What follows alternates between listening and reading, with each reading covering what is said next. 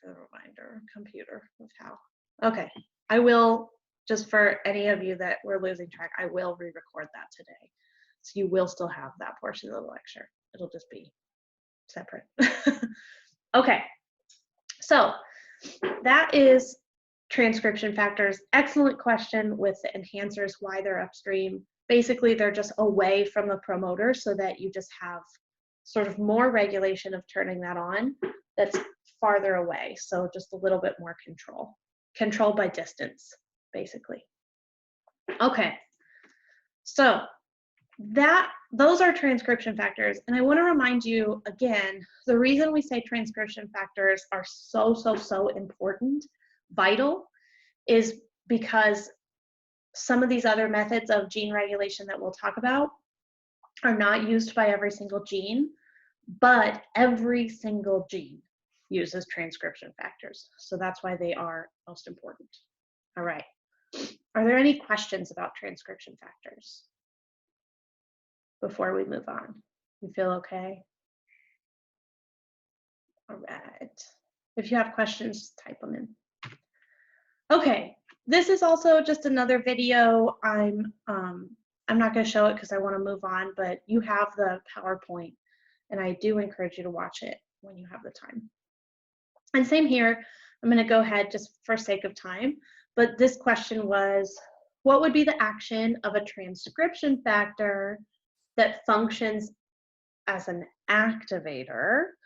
So in this case, if it's going to activate something, right, what it's going to do, because it's activating transcription, and what transcription does is read DNA into RNA. If you have a transcription factor that's an activator, it's activating transcription, and transcription creates mRNA. So the answer in that case would be B. Yeah. All right. Okay, so let's move on to some other methods of gene regulation. So transcription factors are extremely important, but we also have some other pretty cool ways that genes can be regulated. This is personally one of the most amazing. And I also think, again, like transcription factors being most important, the vast majority of your genes are also undergo what's called alternate mRNA splicing. So this is where we get into a little bit more complexity, because we have been thinking, right, that for every gene, we have a strand of DNA, it is transcribed into mRNA, and that mRNA becomes a protein. So with this view, which is relatively simplistic, this would imply that every gene creates one mRNA, which creates one protein. So if that were the case, what that would mean is that if we were to look at the human genome and we would say, how many genes does the genome have? Then it would make sense that the number of genes was equivalent to the number of proteins that we can make, right? One gene to one protein. In all actuality, humans, as you can see on the slide, have like only around like 21,000 genes that we know of, right? Only around, well, actually, that we know of. We've mapped the human genome. So we have around 21,000 genes. But we actually, using those genes, make roughly quadruple the amount of proteins. So this means somehow with around 21,000 genes, we're able to make way more protein than just that. So how can we do that? One of the biggest ways that we do that is via alternate mRNA splicing, which occurs for about 90% of your genes, as shown here. And basically what this allows is for one gene to create multiple proteins, right? So how they do this, and you can see in this figure to the right, is you have a strand of DNA. So this is looking first at DNA. And remember that DNA is divided into introns and exons. and that exons, which are shown here labeled with numbers, those exons are what actually contain nucleotides that will contribute to protein. Remember, because what we do is we like splice out the introns. So the exons have the nucleotides that will contribute to mRNA that will lead to codons and therefore the amino acid sequence. So what we can do with alternate mRNA splicing, and what you're looking at in this picture, is DNA is transcribed into RNA. So that happens normally, just like we talked about. We go through processing, all right? We add a cap and a tail, and you can see that after transcription, our mRNA matches very well our DNA, or if we have our exons 1, 2, 3, 4, 5, our mRNA also has those same exons 1, 2, 3, 4, 5. But then what can happen is during the splicing process, which remember is where we remove, well, when we discussed it, we talked about how that's where we removed the introns. Something that can also happen during the splicing process is that you can basically like also splice out certain exons, right?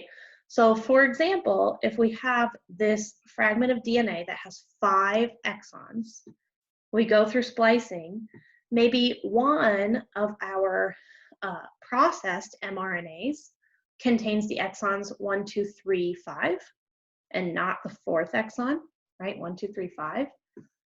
Or maybe another possibility is that after splicing a resulting mRNA, let's say that we spliced out the 3rd exon.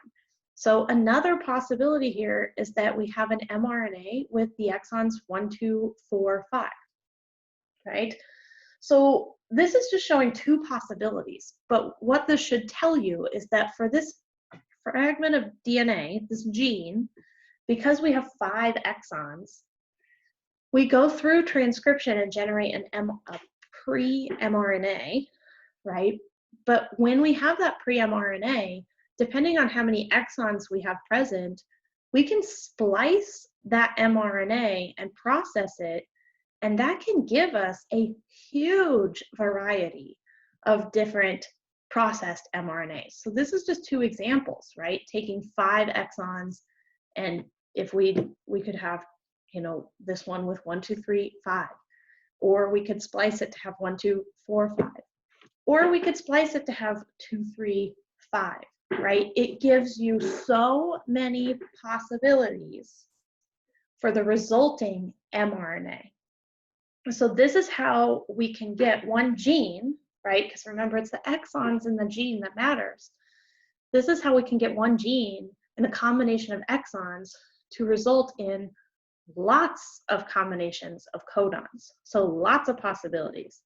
When I look at these numbers, right, having around 21,000 genes, and then that leading to over 100,000 proteins, to me, 100,000 seems low, right? Because you can make so many possibilities via this process. And I should mention, this is just what we know about, right? So we can do the proteome of a human. The problem is, if you were to take a sample, let's say that you were to sample my protein content or whatever proteins, my proteome, which means the proteins that I am producing right now. Right now, you're looking at the proteins that my body is making when I am not eating, when I'm drinking coffee, when I'm sitting on my butt and reading slides, talking, right? What else? When I'm awake, when I'm sitting versus standing. You're looking at the proteins that I'm expressing in a very specific set of conditions. Let's say I go for a run later, hold me to that. Let's say I go for a run later, you sample me at that time, the proteins I'm making at that time may be completely different. I guarantee that they would be completely different. So one of the difficulties with this is we say it is a pretty good estimate that we have around 21,000 genes. But with saying how many proteins we can make with those genes, it is so hard to estimate that. I think 100,000 is low. I think we make way more than that. And it is very, very difficult to tell the possibilities because it is so conditional, right? It's so regulated, which is amazing. It's so fun. Okay. I do want to mention here that a lot of the genetics work that we've done to make these discoveries. So for example, one crazy thing that I'll tell you is that the entire process, everything we know about transcription factors and enhancers, so this process, we actually know because of studies using a virus. Specifically, we used simian virus 40, which is a DNA-based virus. But when we studied how it did transcription, it used all these factors, and we were like, well, let's look at the human genome, and it used the same thing. Same thing with mRNA splicing. Splicing is not as common in microorganisms, although it does occur, but it is quite common in eukaryotic organisms. And one of the kind of best studied eukaryotic organisms for genetics is the fruit fly, which its genus is Drosophila. And when we look at mRNA splicing, so again, I mentioned humans have like 21,000, make a little over 100,000 proteins, so about 1 to 4. Drosophila has one gene. It doesn't only have one gene, but like an example of how crazy this can get is Drosophila has one gene in particular that can be spliced and can result in the production of 17,500 proteins. That's how many different ways that it can be spliced and how many results that it can happen. So this is one of the reasons where it's kind of crazy to think about, like you might think about, and historically we've thought about like genome length or genome size equating to complexity. So for example, you may say like, well, humans are very complex, so they would obviously have like one of the largest genomes, but that is not the case at all, right? So typically complexity, what you'll see is way more methods of regulating DNA expression as opposed to overall quantity of genes. I think, I'm gonna Google this really fast because I think it's really fascinating. The organism that actually has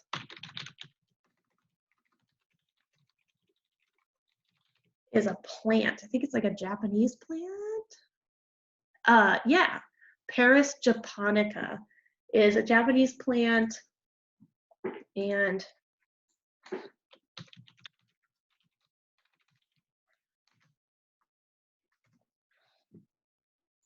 if you look at it, it's not hyper complex. I mean, it's definitely beautiful, but this is the organism with the largest genome. So this you can see kind of compares the different size genomes over here. But it is really important to note that genome size doesn't necessarily correspond to complexity of the organism. Typically, the more complex the organism, the more regulatory elements it'll have. All right, so that's alternate RNA splicing. I think it is like one of the coolest things, obviously. Okay, another thing I want to talk about, so kind of moving on to, we've talked about how we can regulate basically transcription in general, right? How do we turn on transcription? And then we talked about the process of transcription, right? Going from DNA to RNA, how we can regulate that via splicing. Now, let's say we have our mRNA, right? We've spliced it, whatever, we have a 5' to 3' tail, or 5' cap, 3' tail. It's intact, we're ready to go. So now how can we regulate that becoming a protein? There's several ways, but one of what I think, two of the kind of interesting ways to regulate that are basically one, how accessible is that mRNA to a ribosome? Because remember, like mRNA isn't going to be translated unless it gets to a ribosome. And then also, how long do mRNA stick around, right? So the longer than an mRNA will last, the more likely it'll be translated. But if it kind of is created and degraded, it has a lower lifespan, so it may kind of reduce its likelihood of being transcribed. So I want to talk about this in the context of one very important protein, which we already discussed a little bit already, which is hemoglobin. So remember, hemoglobin is the protein that carries oxygen to your body. So very important. And you've probably heard that something that is very important for blood and getting oxygen to your tissues is iron. So the reason iron is so important is because mRNA, some mRNA cannot be translated without basically like sort of like I guess you could say instead of a transcription factor, this would be like a translation factor, without basically a signal telling that mRNA, yes, like it's good, let's go. For hemoglobin mRNA, that mRNA basically, as we'll talk about, that mRNA kind of just like hangs out until it gets a signal to be translated, and that signal is actually iron. So this is why if people have like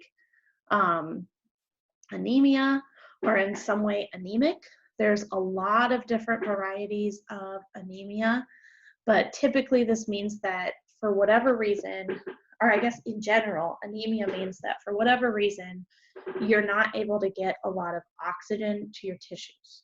So this could be that you have fewer red blood cells.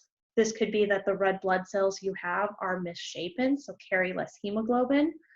It could be that that hemoglobin that your red blood cells have is not activated. So one of the things that they do to try to like help anemic patients is they try to give them iron. And basically what that does is it tries to activate any mRNA that may exist in those red blood cells so that you get more hemoglobin. And if you have more hemoglobin, you can carry more oxygen. So iron is a translation factor. I made that term up, but it makes a lot of sense. Iron is a good way to start translation of hemoglobin mRNA. So making that.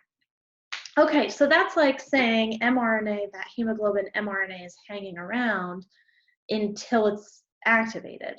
So why would you just have a lot of mRNA hanging around?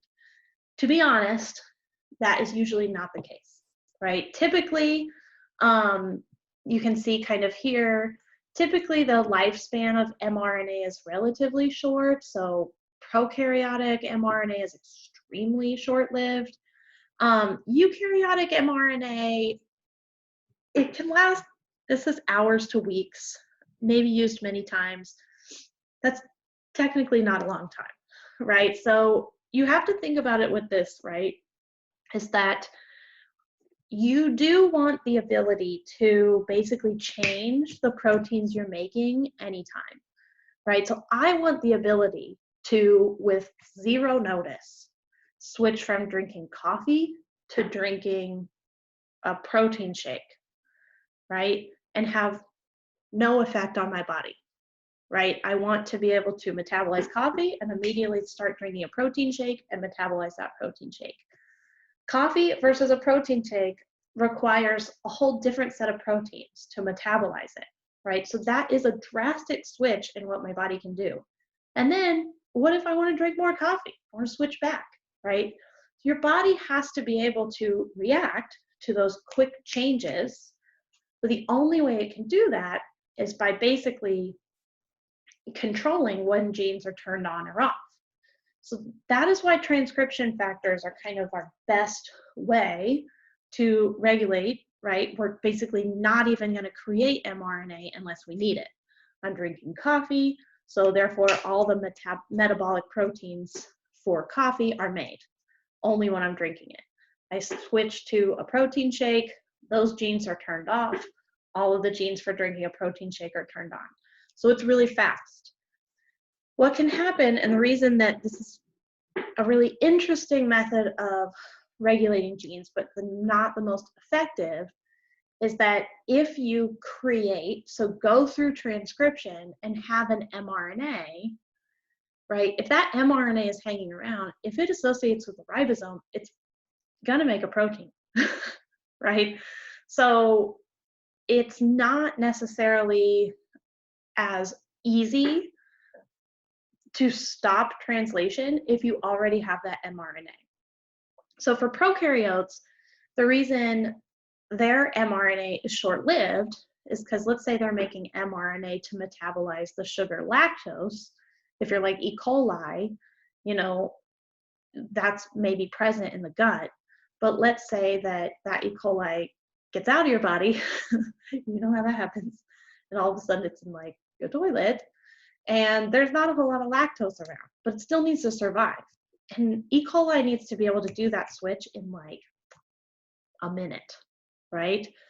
And so it's important that bacteria can switch their genes that quickly. So their mRNA doesn't hang around because they need the ability to adapt really quick. Eukaryotes, you know, my digestive process when I switch from coffee to a protein shake is going to take a little bit longer. So it's okay if our mRNA kind of hangs around. It can be used many times because I'm probably going to drink more coffee later today, etc. But the reason I mention this is because, right, if we want to be able to switch quickly, we can't have mRNA hanging around a long time. Because once you have that mRNA is committed to a certain protein, right? So one exception to how long mRNA hangs around is the mRNA that codes for hemoglobin. So we're talking about hemoglobin a lot, but it's a highly regulated protein, and it's a very important one. We know a lot about it. So hemoglobin RNA lasts an extremely long amount of time, but the reason it can last a long time is because there is never any instance where you're not going to need hemoglobin. You will never need to turn the gene for hemoglobin off. You always need hemoglobin, right? So there is not going to be a time ever where you have too much hemoglobin RNA. All right, so another reason this happens is because red blood cells do this really weird thing where they actually start, so the stem cells for red blood cells are in your bone marrow. And in your bone marrow, these are called hematopoietic cells. So I'll write this down. RBC. Sorry, my keyboard, I hate it. RBC precursors, or the cells that basically create red blood cells, are in bone marrow and aren't nucleated.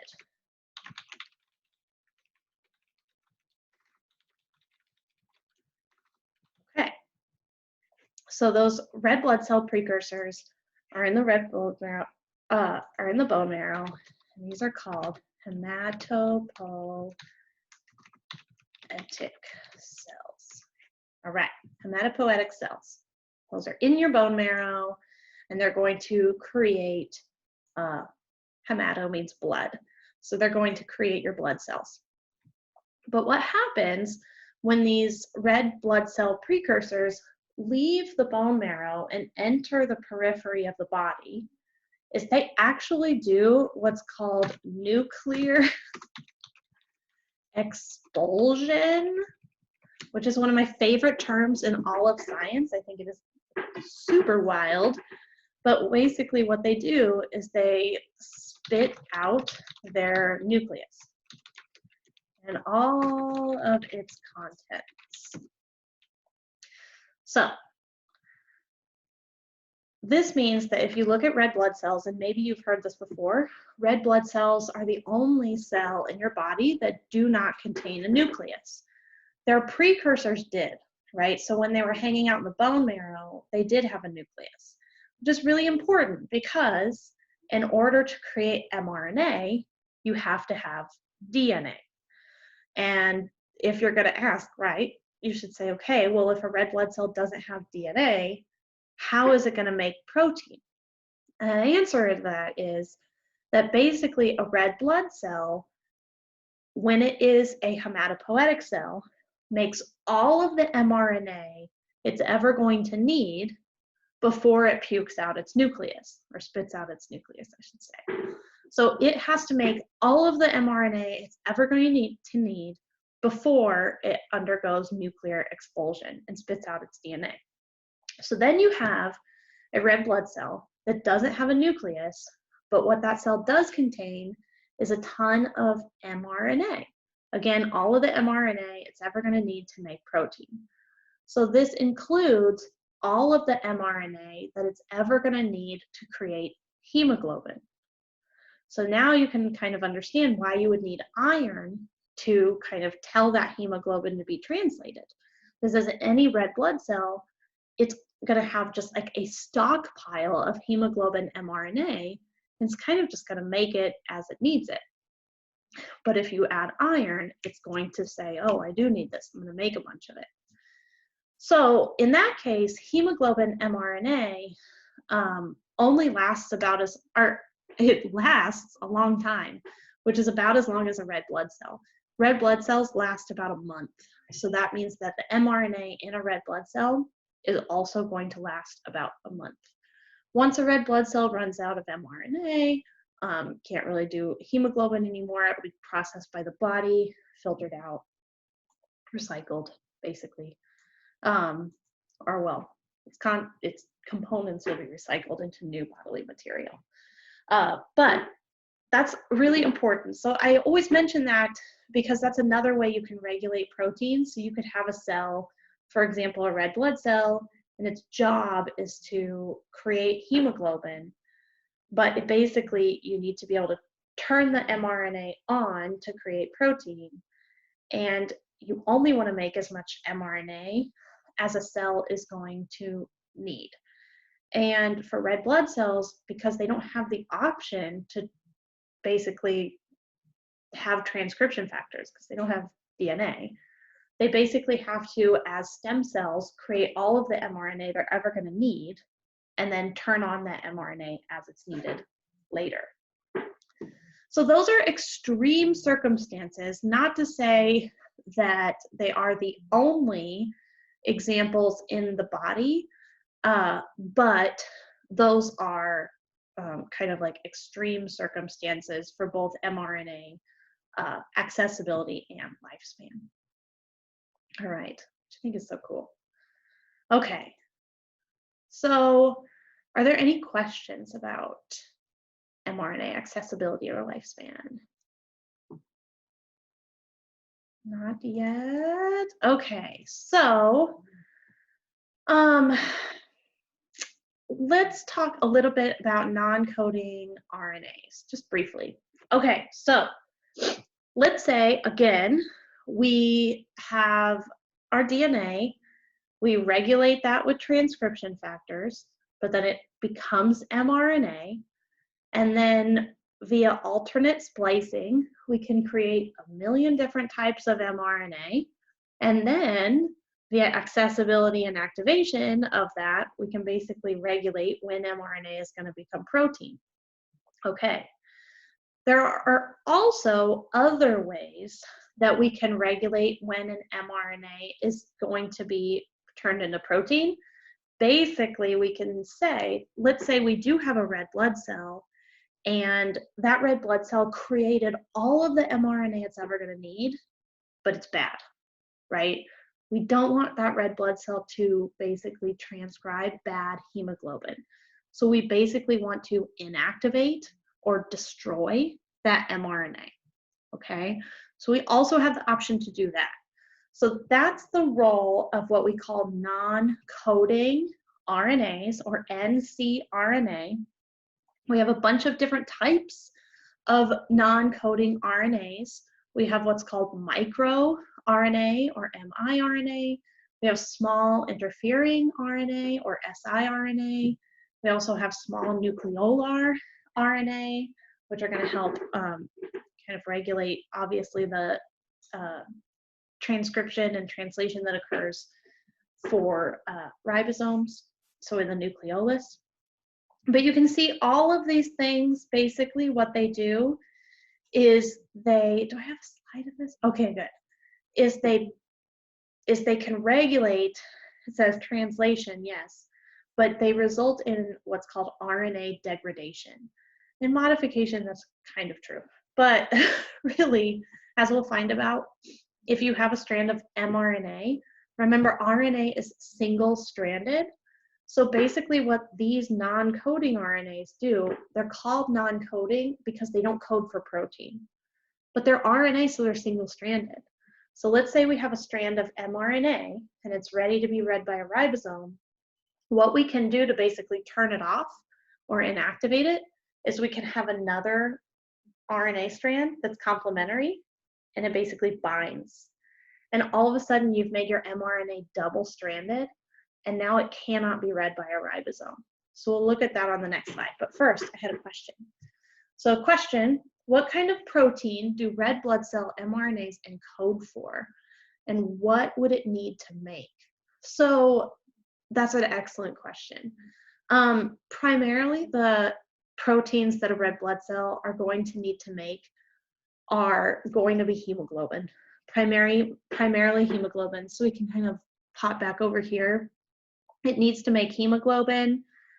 That's basically the biggest thing. It also does not contain a nucleus, but it still needs energy. So it's still going to have like, I'm pretty sure it still has like mitochondria.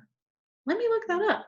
But I'm pretty sure, yeah, it definitely is still going to have to go through cellular respiration and you make and use ATP, so metabolic processes. So it would need mRNA to create all the proteins required for like cellular respiration and stuff like that. But the primary protein that it would need to make, and therefore the primary mRNA present in the red blood cell, would be hemoglobin mRNA. It's a good question. All right, let me look it up about mitochondria. Now I'm curious. Okay, I'm gonna write that down.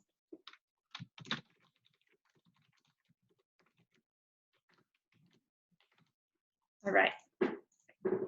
Okay, so I mentioned that we do have those non-coding RNAs, a couple of different ones.